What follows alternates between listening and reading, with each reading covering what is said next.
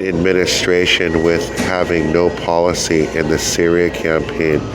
He's more worried about putting Democrats behind closed doors for his economic package than to face international challenges such as the Syria campaign, and did not condemn what occurred yesterday in the countryside of Aleppo, where the regime forces shelled and killed a young boy. And there was absolutely no outcry on the national media, not even to significantly put a mere report on the report itself. Now, I want to talk about the failure in Afghanistan by the Biden administration and how it's rubbing off now into the Syria campaign for two reasons. Number one, the national media on the left or on the right not covering the daily war crimes with Russia and Iran using their equipment on a daily basis. Now, why is the media not covering the Syria campaign? Well, there's only two reasons. One, fear of covering it, or two, it's just not important enough to them in national news when they're completely wrong, when it's very important to the national economy, especially when the gas prices are where they're at, and the Biden administration versus condemning yesterday's attack by the regime in the countryside of Aleppo that killed a young boy and injured other people. No outcry by the left, no outcry by human rights groups, local, and the Biden administration people not doing one condemning of those war crimes. But aside from the regime war crimes versus civilians, the SDF is a group that the Biden administration continues to funnel support, and the people on the ground aren't really popular with that idea. So what's happening now in Raqqa City, a journalist reported on Twitter, I'm going to protect the source, that in Tershmin, that a patrol was just recently kicked out of that area. Now what that means is what they see in Afghanistan and the failures and the loss, when they see a policy in another country that's happening, they're now taking the initiative to see if the Biden administration is going to do anything about it, especially when the policy itself that they're supporting or the group isn't popular on the ground. So in Raqqa City, that patrol was kicked out.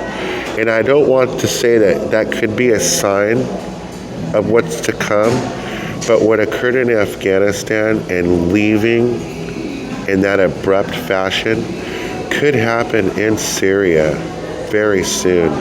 The fact that they've already attacked our base, the State Department was unable to provide a very truthful and honest report with video and a diagram of the attack itself, shows negligence that the base itself didn't have proper video surveillance. And now they're kicking out, or groups on the ground are kicking out patrols that the forces are supporting or working together with, while we're not giving the information of what's really happening on the ground in three separate crises in the Syria campaign.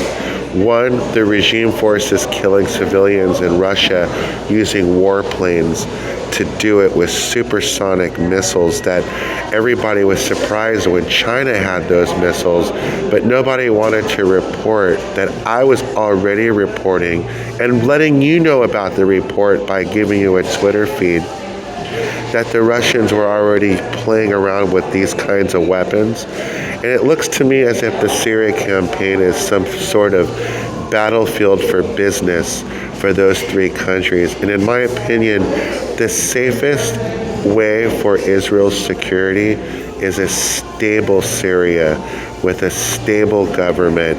Even if you were to draw it up in four, like in Germany after World War II, until you're able to hand over to it all in one party, there needs to be some UN resolution to, one, stop the regime forces killing civilians, bombing schools, killing displaced kids like that, a boy, an innocent boy.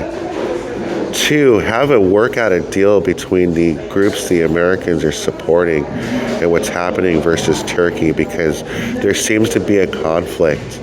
And that conflict is leading to separate conflicts on the ground that leads to two, goes to 3 and 4, and that's not even counting the Iraqis that cross the border from country to country, that when there is no stable government, they have the ability to go in there and take over areas. And it's not the United States' job to sit there and police the area, but it is the United States' job and the United Nations' job to enforce UN resolutions.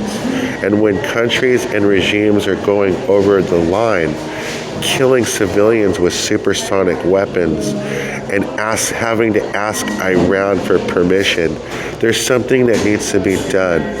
And the Biden administration seems more worried about an infrastructure bill when he should be more worried about a health bill to get us out of this national emergency, and also worried about what's happening in the Syria campaign. Because what I see, what's about to happen over there, our failures in Afghanistan, the whole world's seeing it. And that's the first place that's already taken where they're seeing it. They've attacked the base, one base, and now a patrol has been kicked out.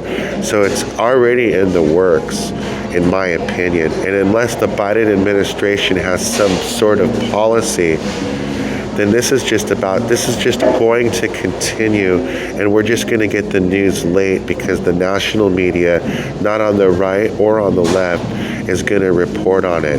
I'm really offended the fact that that boy who was killed yesterday in a displaced camp by a regime shell, that the national media did not cover that report, at least put it down in a written down report in New York or Los Angeles or Chicago. And also the big networks, NBC, ABC, CBS, CNN. You guys do call yourselves news groups, but you were failing to cover that news report yesterday, and I did cover it. So whether I'm working for you or not working for you, I am still beating you to the punch on important news information, while your president is worried about an infrastructure bill, and these gas prices are ridiculous. No one's questioning the president that the fact is, as soon as that infrastructure bill passes, the gas prices have a good chance of going up. It just shows how pitiful our liberal media is and our right media, because before the election, when you guys asked what is the most important question or issue for you in the election between Donald Trump and Joe Biden, and the Jamestown, California show mentioned on the story that gas prices was number one. But the story seemed to fail that gas prices wasn't as an important issue as I thought it would be, or is, and is now.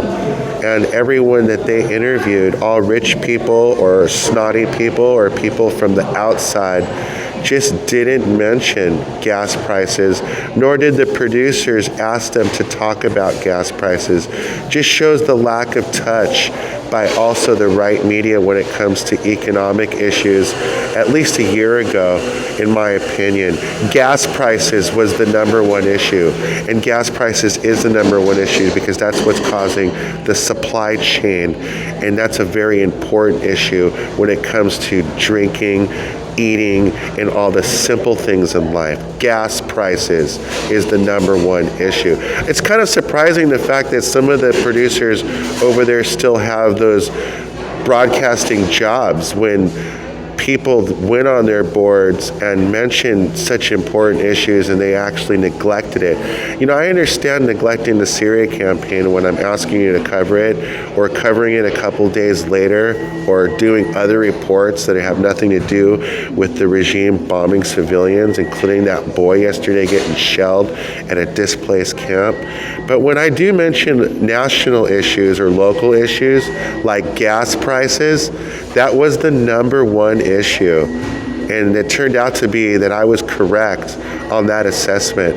I'm going to leave the take right there for the 10 o'clock news on Thursday at youtube.com, Jamestown, California.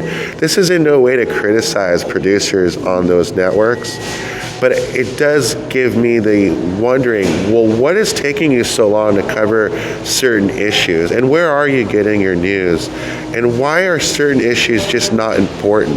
Why is the infrastructure so important when there's other issues that are more important, such as the health emergency? And I'm going to leave the take right there.